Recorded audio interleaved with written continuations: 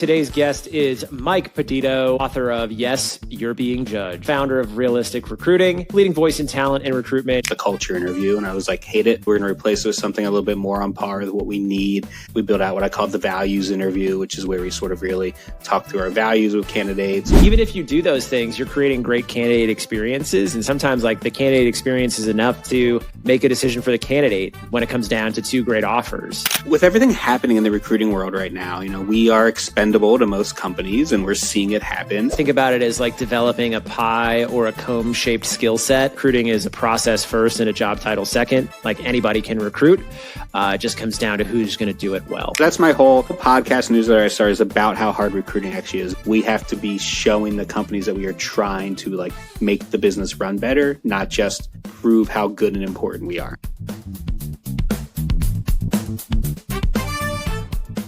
Hey everybody, this episode of Building the Talent Machine is brought to you by our sponsor, WellFound.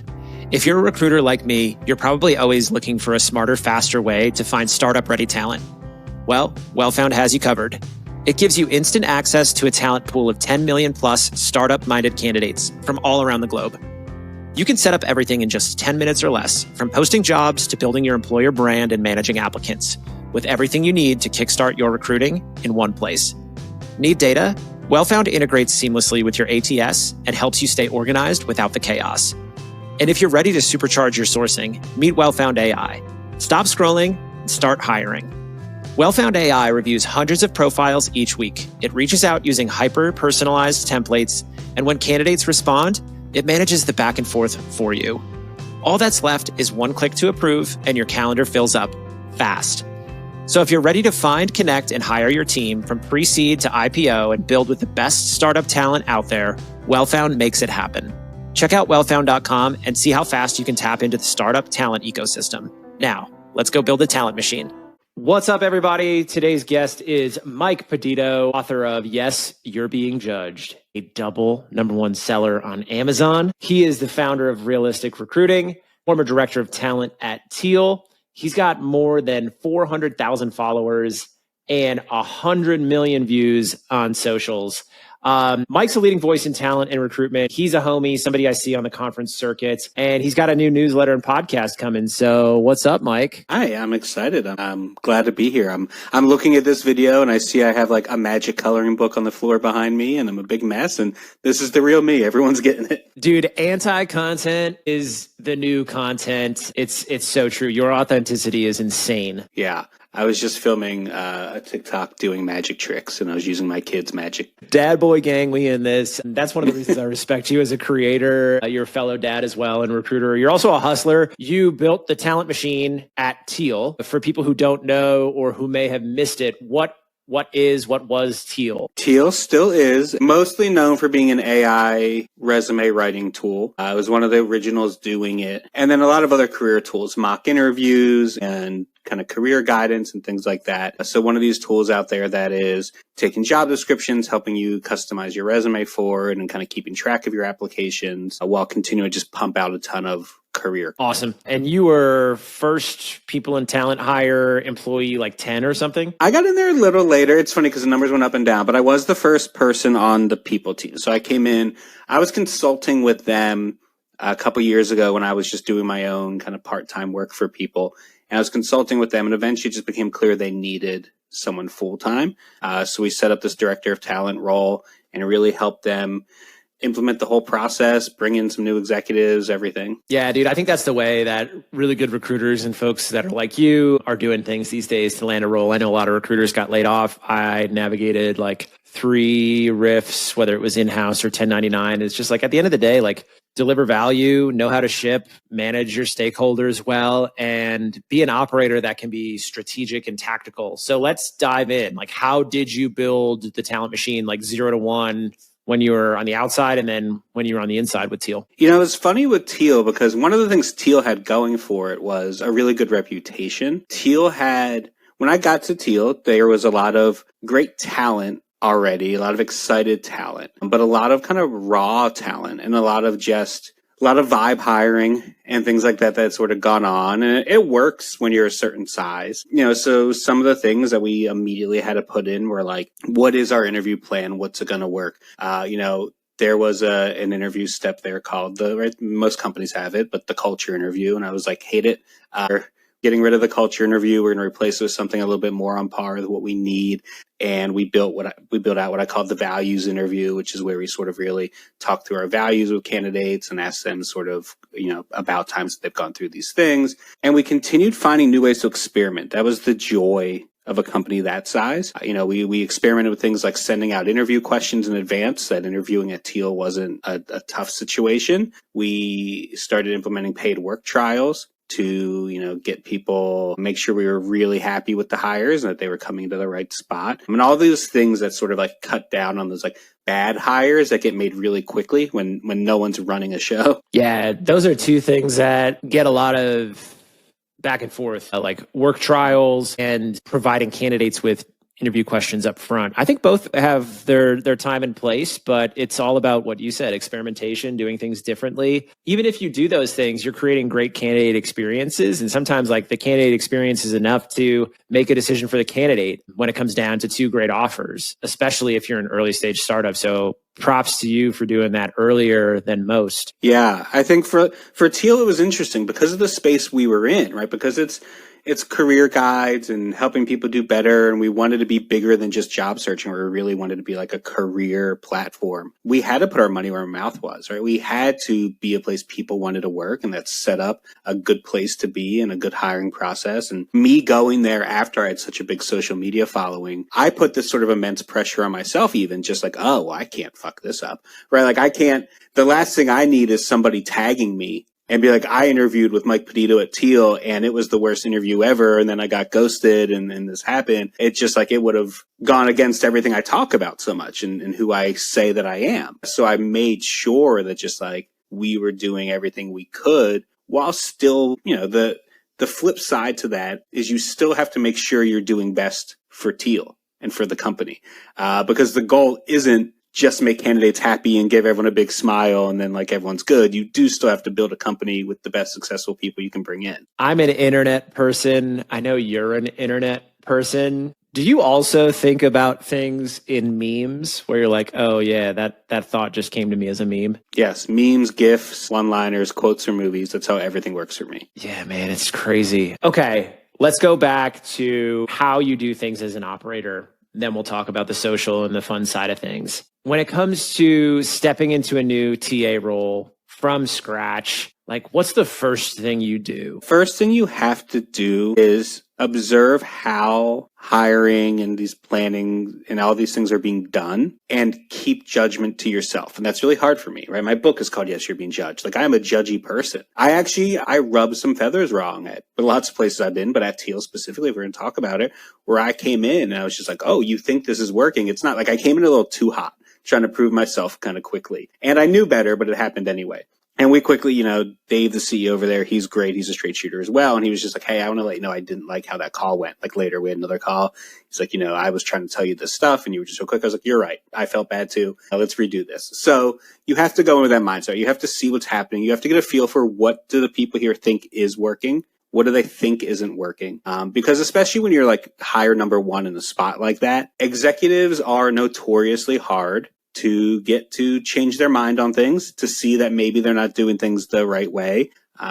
We've all run into plenty of startup CEOs who have a great idea, got things off the ground, but maybe aren't, perfect executives and CEOs. And, so understanding like what of this is like your baby and what of this can we quickly start to kind of take on? What's a longer term approach? How involved do you want to be in a lot of these decisions? Getting a feel for all of that, because you have to build that trust. You cannot just walk in and be like, I'm here now and whatever I say goes. So just listen. And I think that's a step a lot of people in HR and TA tend to skip. And then we wonder why nobody likes us. It's so true. I think we've all come in hot. One of the cool experiences I've had is like Man, I've had egg on my face for looking like a jerk or, said some weird stuff in a meeting that rubbed people the wrong way or maybe wanted to do things a certain way that didn't have enough softening around the edges to get that stakeholder buy-in. But I think that's how we learn, man. And that's the beauty of working in early stage companies. You get a lot of at-bats, you figure out what works. Humility is the biggest piece in there. I think when I've gone back to those teammates or those stakeholders or those founders or, a head of HR or whatever and said hey, actually, I didn't do that the best way, or, hey, I'm sorry I positioned things that way. That allows me to build a lot of trust and rapport. And I think that is what we're missing in work is some of the human sides of what it means to be a recruiting teammate. And maybe that's remote work because it's different when you are working in an office. I don't know if you've ever worked in an office, but when I've had those remote jobs, it's oh man, sometimes we forget that the other person on the other side of this screen is a person with their child's coloring book on the floor and they've got a mortgage to pay and there's just all these life things going on. And maybe that's the segue for content. People forget you're just a dude who happened to blow up online, but you're still a human being. Yeah, that's the funny thing with being chronically online. And you're so right? It is just like content. And it's like that at work. I mean, I can think back to when COVID first hit and I was in an office job and I had been doing hybrid at that time, but it was an office job. And then we were all of a sudden all remote. And we weren't even set up. We didn't even have Slack. We were just commuting on Gmail chat and things like that with each other. And so many battles happening between recruiters and account managers and these things because it was just it sounds different when it comes online. So I do think that kind of going back. And one thing Teal did really well, and then we can even move on from it, was before I even got there, one thing I loved at Teal that I think I would love to see other companies do was they had what was called the team hang every Monday. It was totally optional. Nobody had to be there, though we did ask your first week or two to come to it if you're new to a company. And it was just Monday morning, 10 a.m. We have an open Zoom, come in when you can, leave when you can. We're just chatting about our weekends and our lives and family, whatever else. And then the second half, we would play a game, just whatever kind of board game online, one of those ones where you draw and guess the pictures or whatever. And then at the end of every weekly meeting, we had high lows, which again was optional. Nobody ever felt pressure to be there, I don't think, where we talked about our highs and lows in the week as a person, not so much work related. And people would stick around and you'd get to know about people's kids who were struggling with this or someone's parent who was sick or just whatever else and how it's been affecting them. And it changed how you spoke to people, I think, after the meeting and for the rest of the week and stuff. So you're dead on with that. Yeah. And there's all sorts of I don't know, we tried a lot in the pandemic, but some of those things work. I remember working my first corporate recruiting gig. I had to travel the country and I was working, 2-3 weeks from the road. But then when I was back in Denver, I would be at the office and there were 4 other recruiters who were also doing that. And we had so much fun coming back and just catching up on where we went, what it was like being out on the road, the funny stories, the crazy stuff that happened. And then fast forward, it's in the pandemic and there's all these tools and tricks. And it just felt so structured how we were forced into these exercises. And it's no, let's just jump on a call, have a sourcing jam, throw some music in the background, order some Grubhub. But then one of the things that I wanted to call out as you were sharing your experience is around recruiter upskilling. And one of my leaders in the pandemic had this book club, and he was a really respected recruiter, the kind of person that you walk through fire for. And we were working crazy recs. I remember I was working 12, 15-hour days, literally sourcing in the middle of the night when I had a newborn because we were trying to IPO with this startup, but we still had book club. And so 2 hours a week, I was reading this book. And then each week, one of our teammates would present on a chapter. And it was substance related to work and strategy of recruiting for how we could position ourselves as leaders. But it also allowed us to communicate in a really safe setting to practice our executive communications and bringing data into the conversation, practice talking over a slide deck to our recruiter friends so that it helped elevate our role as a department to the rest of the business. So hearing you talk about that, that's one of the recruiter upskilling stories that I have. What's one of your pieces of advice for recruiters, how they can be better? So one thing I've been saying to a lot of people, and this might be annoying, is take more demos from all these companies reaching out to you. I know that they can be annoying and there's too many. We don't need all these tools, but I've started just sitting on demos. I look into it. If I think a company's not worth the time, I'm just not going to. Right? But someone reaches out to me with another tool, sure, I'd love to see your tool. Tell me what it is. And you get to know them. One, obviously it's a great networking and skill building thing and things like that. But also, with everything happening in the recruiting world right now, we are expendable to most companies and we're seeing it happen. And, there's all this talk and fear, is AI going to replace us, work with us, whatever. It's the buzzwords and everything. But at the end of the day, you are the one that people are going to come to and be like, well, what tools do exist? What makes sense? What's kind of out there? And being the person who your executive, especially we're talking like the startup level, right? Who your executives and your leadership teams can come to. And you can be like, oh yeah, I've actually looked at these 7 different tools. This one's a little bit expensive. This one I don't like. This one I think could actually really be good because our number one problem is this. And when we did it, this sort of worked. So if we were ever going to purchase a tool, this would be the one I'd recommend. Like, you become so much more than a sourcer and an interviewer, right? You are strategic advisor at this point to that, right? You are helping set, not only are you someone they trust, but you're helping set that table of what it's going to look like of recruiting with AI and these tools, rather than letting the executives figure that out and hope that they just like keep you around after they do it.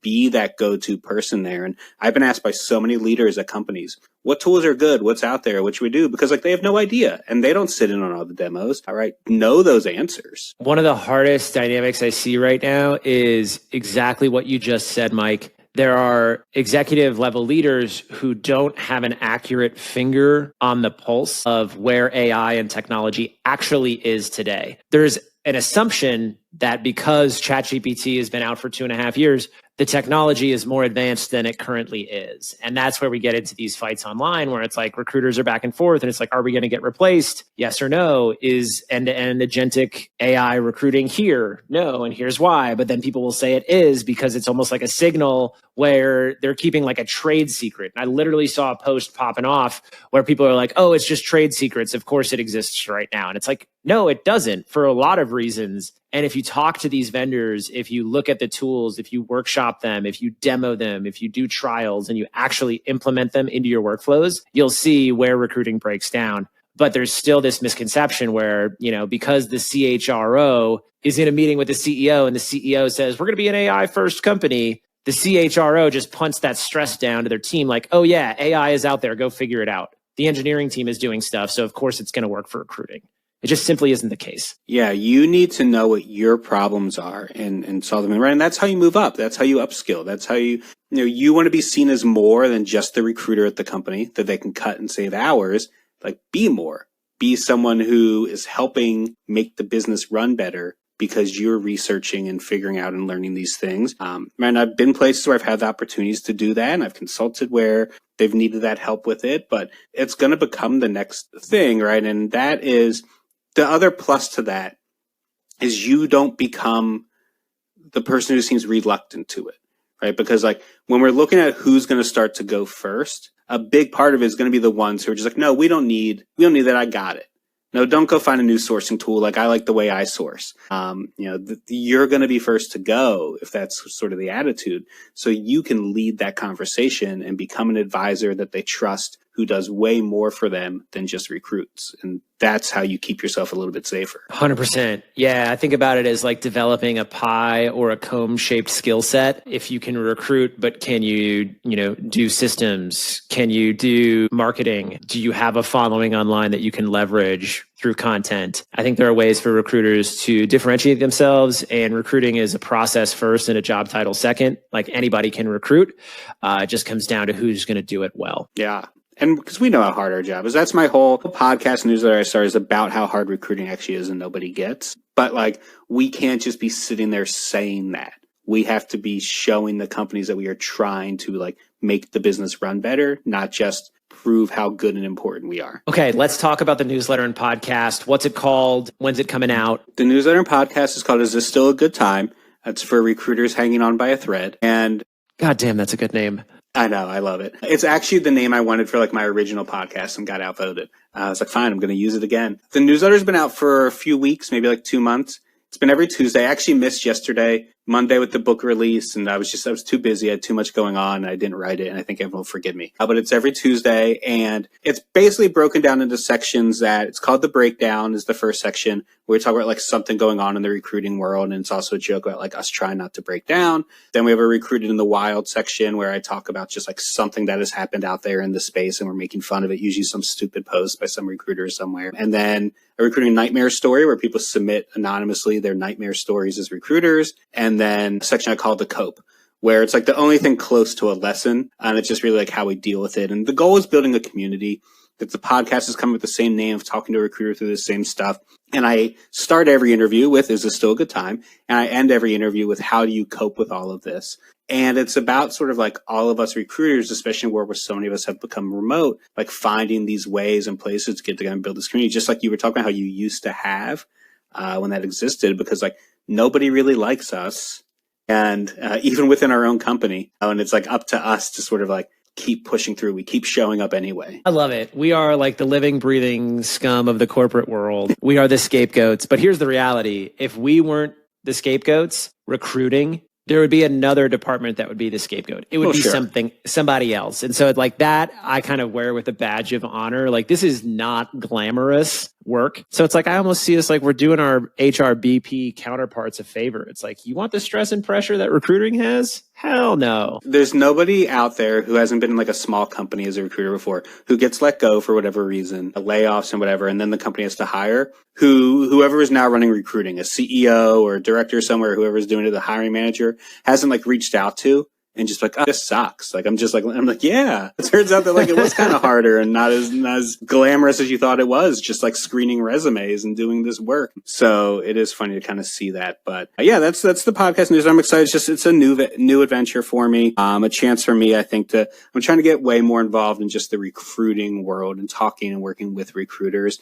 That's where I feel happiest. And like the newsletter has been something just like fun. It's modeled after I Hate It Here. If you know about Youssef's newsletter, where it's sort of just like, it's gifts, it's funny, it's whatever theme I think of. I'm really writing it for myself, and like, you like me doing it or you don't. Yeah, that's the only way to do it. Like I like really appreciate you as a person. I know you're a recruiter because you're a hustler. You're not just like one of these folks that blew up online, you know, doing Jobfluencer shit. Like you're an actual recruiter, which is why I have so much respect for you. But like, please know, like you are such a talented writer and communicator. Like you are funny as shit, dude. Like I love humor. Like that's how I cope.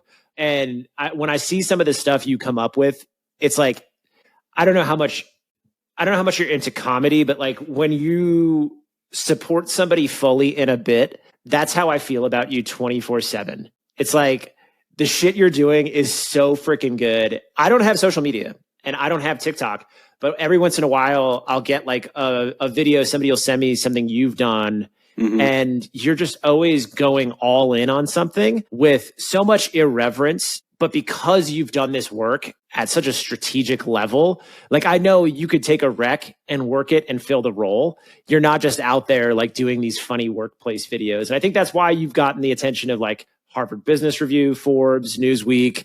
You're doing it, man. Yeah, I appreciate that. I mean, I fall into a rare spot, and I've changed the type of stuff I make a lot. This is all sort of just like was unplanned, but I appreciate it because I do try to combine the humor. And I know when I make those real silly videos that still I think are saying something about corporate life and coming from experience, I know the comments are going to come. I purposely sort of like engage and bait these people because it gets them going and gets my videos bigger. But yeah, I mean, I did improv and stand-up comedy for a long time in a different era in my life. So even when you talk about like committing fully, right, the big thing with improv was just sort of like ironic detachment is the worst thing. Like it's what kills comedy. I'm like, if I'm going to make this stupid video, like I'm going to make the stupid video. And we're going in, right? If I'm going to do magic tricks, I'm going to do them, whatever it takes. And, it's funny because sometimes the humor doesn't land. I have to balance like real help for people, but just like it also wouldn't be fun for me if I didn't get to just like try silly things and see what happens. Yeah, that's such good advice. I didn't know that about you being into improv and comedy and all that. I had an HR leader once where in our annual retreat, we didn't, go do these crazy exercises. We went to an improv class and we did improv with our 6 teammates, and just that exercise of committing fully and supporting somebody through the bit was so valuable for what we did at work. And it goes back to what we talked about around workplace exercises for engagement. We had a culture of Kaizen, which is continuous improvement. And we had like this red, yellow, green check-in where it was like, hey, how are you feeling today at the top of the meeting? Are you like personally, professionally, green, yellow, or red, and why, if you feel like sharing? So there's so many tools that we can borrow from different areas of work. I'm a total bro. Like, I was an athlete, but I was also into music and comedy and performance and all of that. So I feel like sometimes I go hardcore sports analogy, but there's this whole other world of like art and culture and music that has the same types of personality traits and the same analogies to business that don't get enough play. So yeah, keep talking about it because it's truly unique. Thank you. I'm chronically online, so I can talk about any of it. Right, I'm a huge sports guy, but also art and comedy and whatever else. I try to read. I try to just I just think that's where good inspiration comes from. Like, I want everything to be there, and it's only going to land with some people, but it is what it is. I think your content lands with a lot of people. That's why you've got 400,000 plus followers, 100 million plus views. What is just the timeline? Walk us through, like, when did you pick up your phone and say, I'm going to do the TikTok, and how did you blow up? I can remember it exactly. So I went through a layoff and job search. I got laid off in November of 2022. From a job. I loved it. It just this was the layoff that broke me. And it was the one where I was just I got to stay to this place forever. I turned down so many opportunities for it, all these things. Got laid off and got a new job that started in February. So I went through the holidays, went through the job search, started in February. And day 2 at this new job, I could already tell it probably wasn't going to work. It's just sometimes you just know. But I was also really bored. Onboarding was slow. Nothing was happening the first week. I was just home by myself with nothing happening. So I was I opened TikTok and made an account and literally made a video that was just the most boring videos. I watch it now and it's so cringe. So many millennial pauses and all these things that I edit out now, and banana mouth noises out of my mouth and all these things. But it was just the whole point of the video was just there is no perfect search for job searching. There's no answer. It's the same thing I would say today is the crazy part. 3 years later, same exact advice. But it was just the example I used was if I tell you I'm okay with the 2-page resume and someone else tells you they're okay with the 1-page resume, we're both right. And if I tell you it has to be one way, I'm going to cost you that opportunity with the other person. That's just not how this stuff works. And I had just seen so much of that advice, and it did okay. And I got the dopamine hit from getting 600 views on it and a couple comments. And I was oh, maybe I'll make another one the next day. And I did. And then, it started growing, and it was just I resonated. The way I was doing it, I was different than a lot of the content out there. It resonated. Within a couple weeks, I had, about 5,000 followers, and I was oh, this is sort of a thing. And that's when I got fired from the new job. I was shortly after I told them about this as well and sort of talked about it. And I made a video that was okay, well, I just got fired. You're going to watch me job search. And I think that was it. That was when Teal reached out to me actually as an influencer. It was just nice. Job search using us, we'll pay you. That's funny what they paid me compared to what I would ask for now. But I was just I was the first one who'd ever paid me for something like that. And then I did 100 hours of TikTok live streams in 60 days. Wow. Where I was just live streaming every single day, multiple times a day, my job search. And then also as I started consulting with companies, while working, I was I'm reviewing resumes on live streams as I talk through them. I'm not going to show you. I'm going to talk about what I'm doing.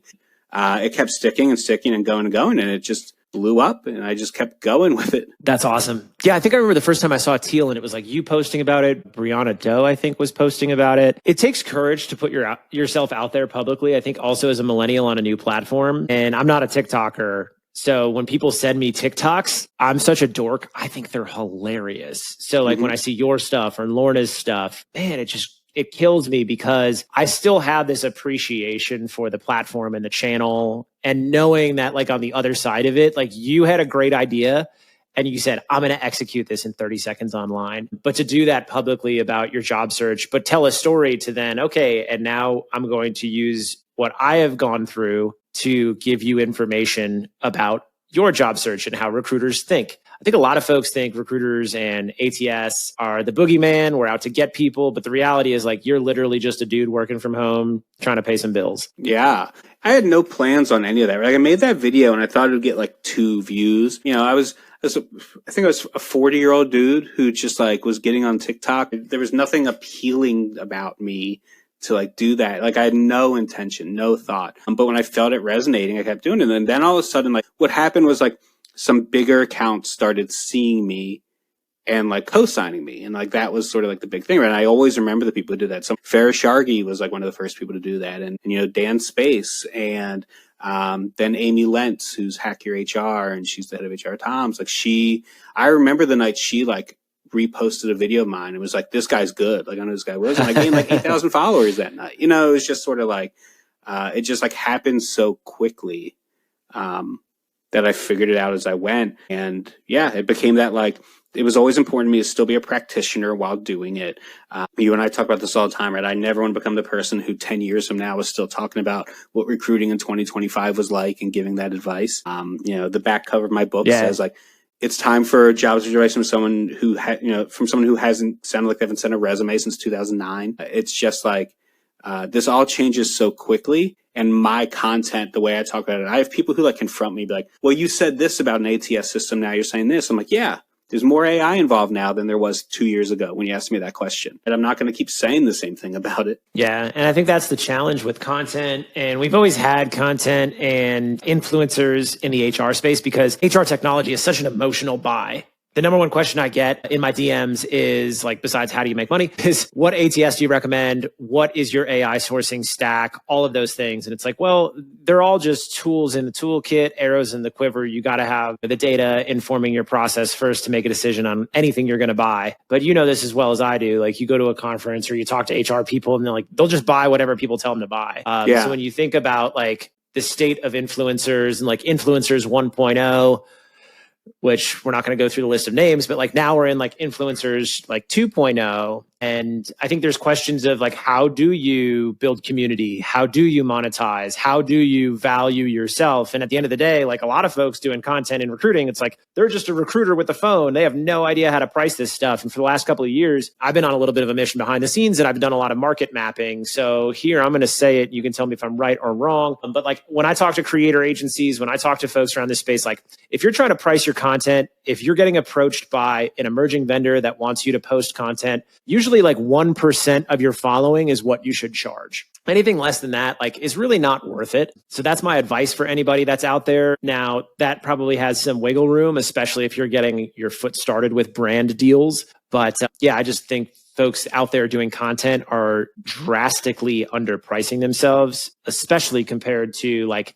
the sales and marketing influencers, where those tools and influencers are a dime a dozen. Like, there's really only like 50 of us doing this in the recruiting and HR world. Yeah. And it's hard because, you know, there's a big shift in this space too right now that, you know, one of the things I did at Teal was eventually like near the end there, I was also running like the influencer program for Teal. And I was on like both sides of the table. And there's a big shift now towards engagement and like organic engagement from purchasers and the right decision makers than just, it used to be views, right? It used to be all about views. If you can get me 100,000 views, if you can do this, right? And we have the LinkedIn pods and we have the people who are out there and you saw them getting every ad and they're posting it and it would get 50,000 likes, but it was all the same people every time.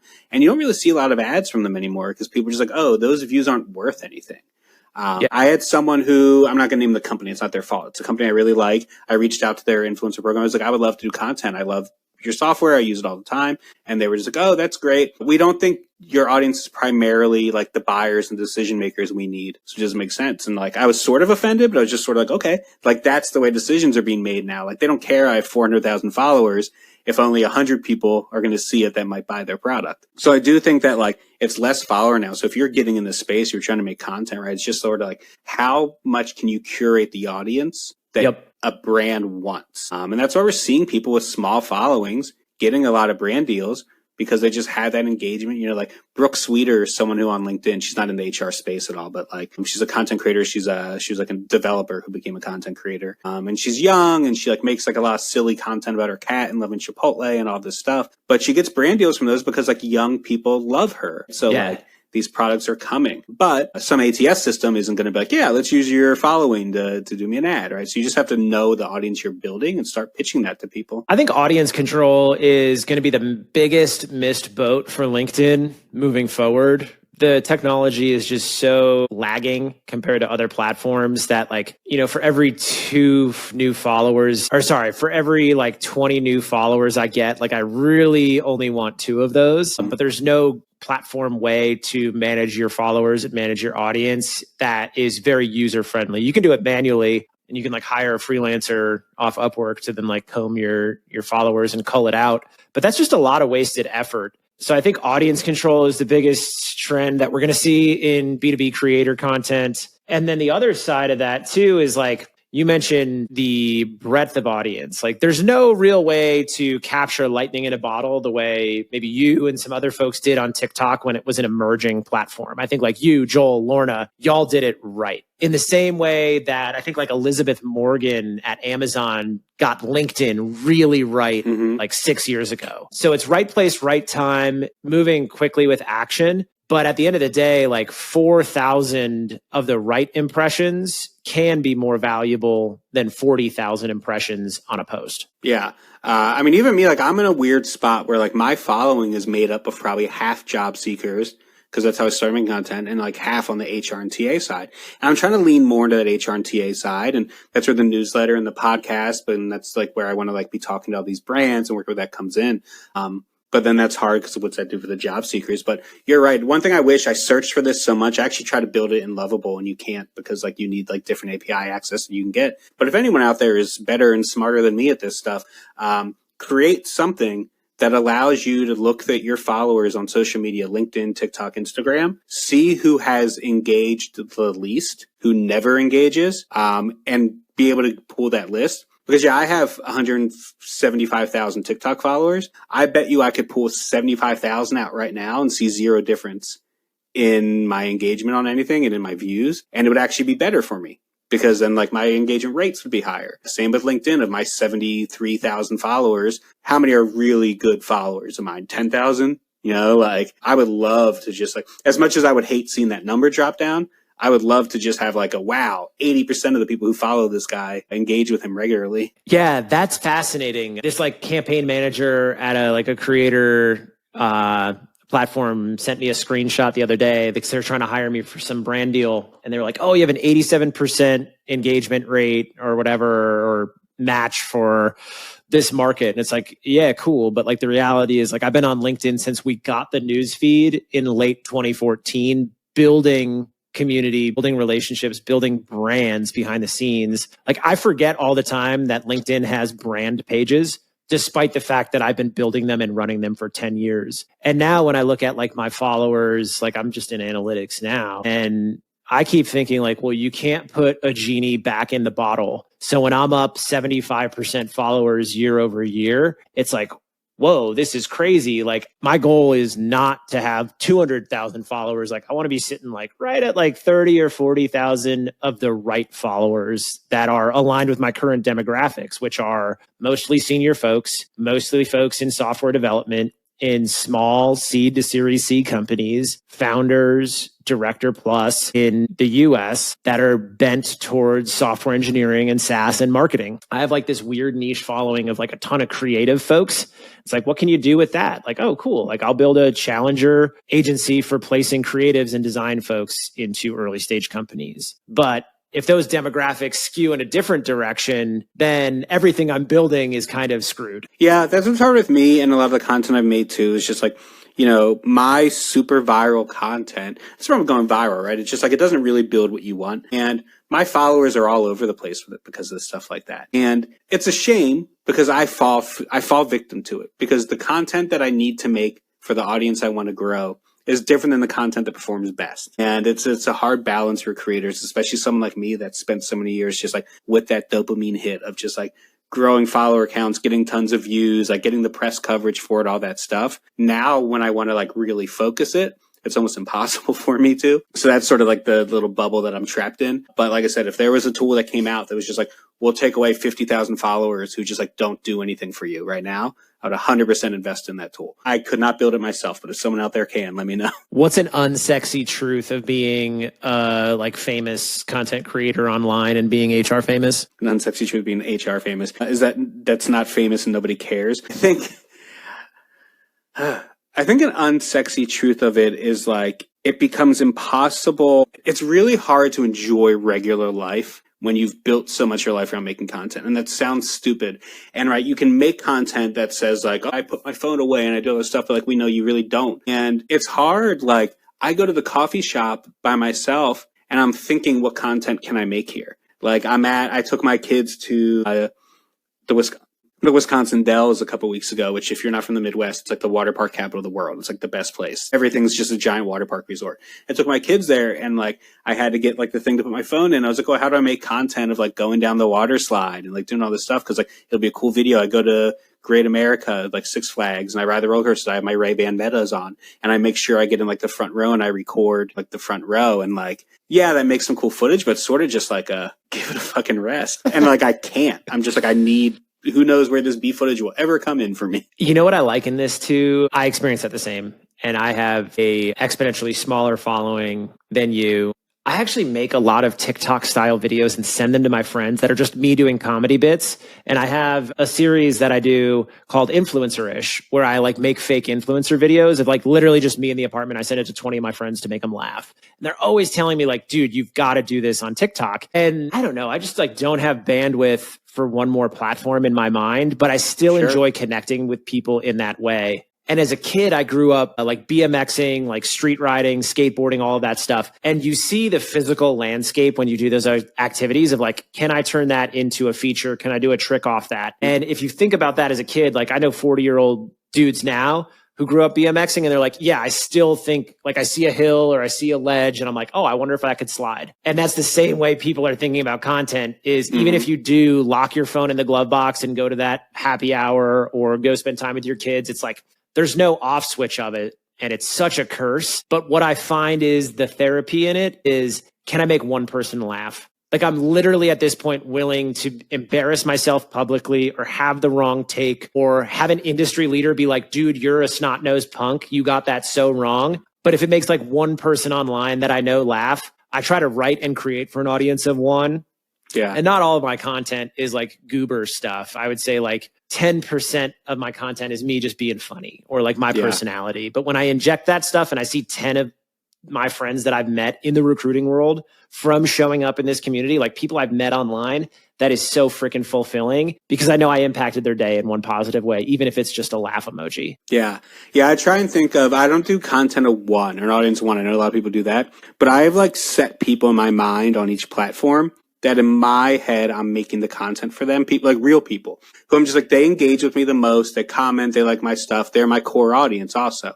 So if they're liking it, if I'm writing because I know that this person's going to like it, then I know the other people like them are going to like it and see it as well. So like I have that in my mind a lot when I make content. When you actually know your persona, I love that. It's so true. Yeah. Like half my day is just like figuring out how to make Jeremy Lyons laugh. I make a ton of content thinking like, will this get Rona to comment and engage? Because when she likes it, a lot of other people I know will like it too. Yes. It's so good. Rona's the best. And that's the beauty in all of this. Like my advice is like, go meet people, show up. The biggest advice I have for a recruiter right now, especially if they're out of work, is spend $2,000 to go to a conference. You'll meet people, you'll see folks from the internet, and it will flywheel your relevancy from a biz dev perspective, because then you'll be top of mind when you see those comments or if you drop an engagement in. It's actually really easy to hack your way into the recruiting world.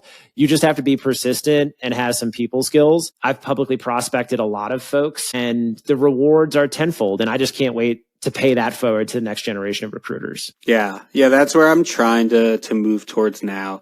Is like, how do the next, there's a new generation of content creating recruiters who are also reaching out to me. And I still struggle sometimes because I'm like, well, you're still my fucking competition. I'm still trying to get the same views and brand deals and everyone else that you are. But like, I have to realize like people did that for me like 3 years ago.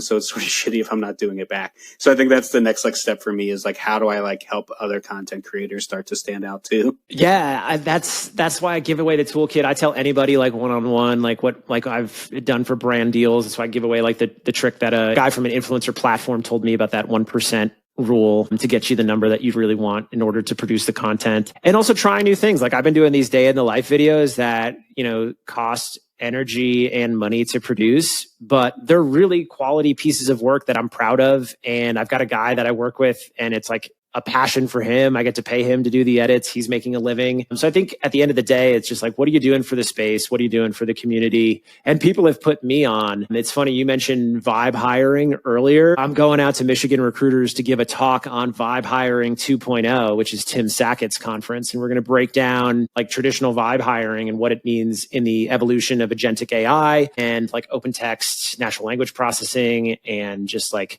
how we've evolved as recruiters and the impact it's going to have on hiring. Like, I don't know, like I wouldn't get the invite to Tim Sackett's conference if I didn't publicly prospect him for years and go up to him at a conference and be like, hey, I'm Brandon from the internet. Here's something that you can remember me by. Yeah, that's hard for a lot of people. It's where I'm getting like, it can be hard for a lot of introverts, but it makes a difference. And I think anyone listening to this podcast probably knows that, to kind of do that stuff too. But it is funny. I mean, you like just see, I think back to where I was a year ago, just getting ready for RecFest, which is the first conference I ever even like went to, versus like where I am now. And it's night and day. And I think with a lot of this stuff, we've become such an instant satisfaction society. That's why people hate a lot of this networking and sort of the ideas of even what you're talking about. Like you said, like it took you years of doing that with Tim Sackett. It's people want things now, especially when it comes to like a job. So they don't realize sort of like the long-term play and viability that like some of that stuff does. Yeah. And I think people overestimate the value of money. Like we've talked a little bit about the finances of and economics of being a creator, but also don't underestimate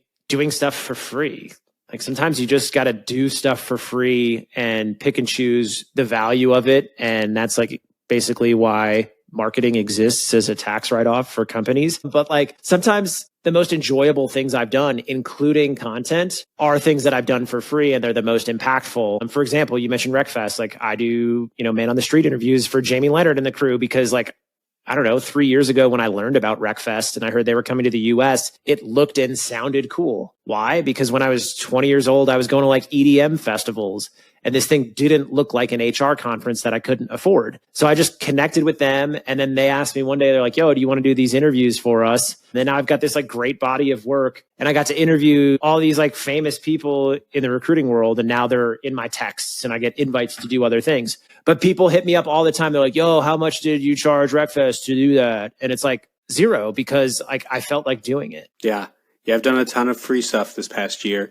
Right out here is, don't do talks for free. I'm like, when people start offering me money for it, I'll start taking them. But most people who do these talks don't get paid. I don't know how everyone who's getting paid is getting paid all the time. But I think you asked me the other day, you called me, you're like, what are you doing to like make money? I'm like, I don't know. I don't know how I make money. Exactly. Yeah, it's like be the change you wish to see in the world and you'll never work a day in your life. Yeah. I'll tell that to my kids. Right.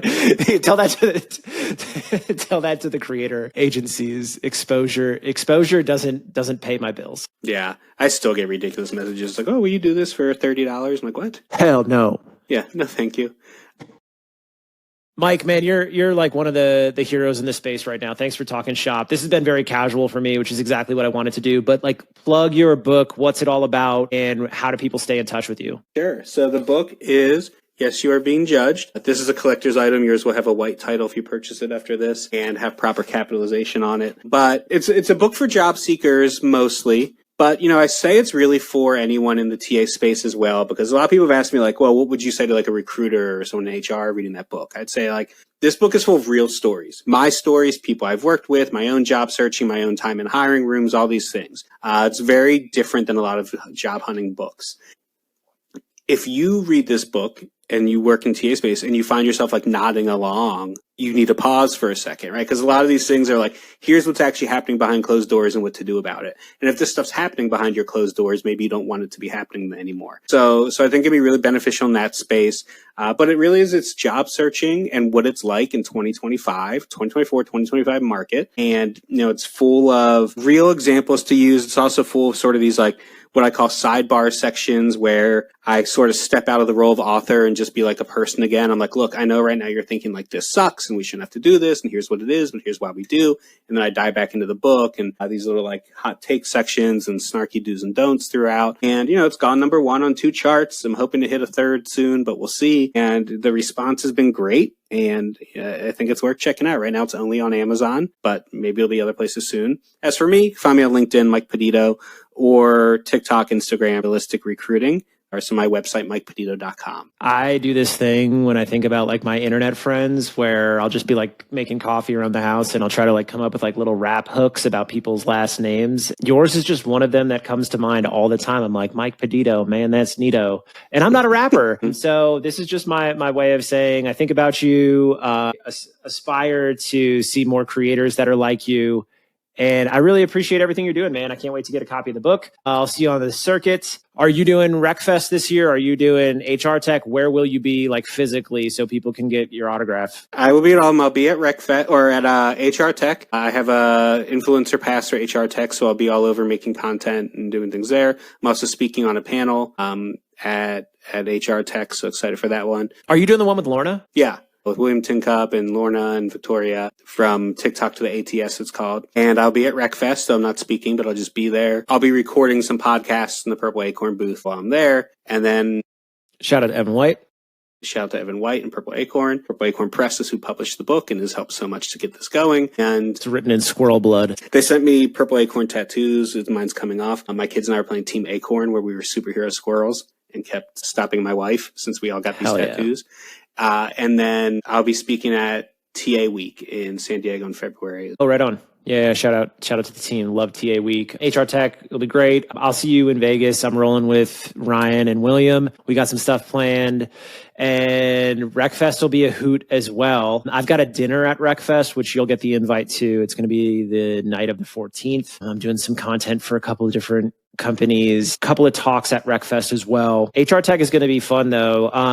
While I know we're a little bit over, but like, what's your advice for somebody going to a conference for the first time? As someone new to the conference circuit, I think 2 pieces of advice are: 1, like it's okay to go at your pace, be overwhelmed, take breaks, like all those things, like don't beat yourself up. So I made a video at Transform that was basically like documented my nervous breakdown and introversion taking over and really beating myself up. And it's okay to take those breaks if you need them. But the more important thing is understand we're all there because we love this space and we work in it and we want to talk to people and be there. So like, don't be scared to approach people and talk to them. And, everyone likes doing that stuff. Like we're all in the same boat when we go to these things. Everyone at these events is there because we love this space and we want to be in it and we like talking to people. It can feel intimidating and overwhelming when you're new, but everyone is super nice. Like everyone works in HR, hiring and TA, and we go to conferences because we want to get better and meet people in this world. So it can feel nerve-wracking, but like don't be scared to grab someone and just say hi if you recognize them, or even if you don't. There's a lot of people there who are just as nervous and are sitting there eating lunch by themselves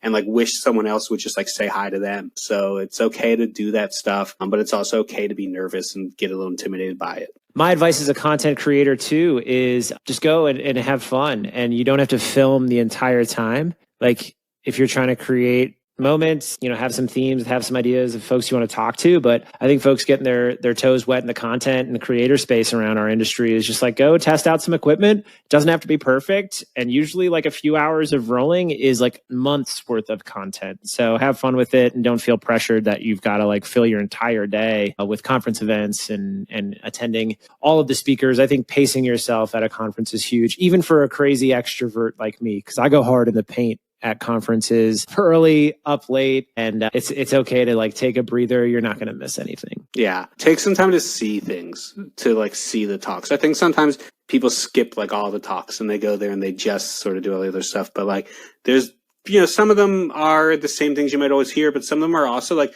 respected people in the industry who might have something interesting to say, and also gives you a great opening to meet them, right? I got to meet Tracy St. Deek from, she's the global manager at Zapier. We both spoke at the Talent Sphere and you were there too. But I really wanted to meet her. And the way I did it was by sitting in on her talk, listening to what she said, and going up to her afterwards, because people love to talk about the thing that they talked about. And now we're connected and we chat. So like, do those things. It's so true. I remember the first time I talked to Steve Levy, and he's like kind of a scary figure. He's all tatted up. He looks like Sons of Anarchy. He's a loudmouth, and he like literally put me in a headlock and gave me a noogie. And it's like, oh, I now know my role. I'm like the annoying little nephew to these guys that are like the Gen Xers. And that's a role I can play. And I enjoy that because I understand how they want to connect and they want to pass on their information and their legacy to that next generation.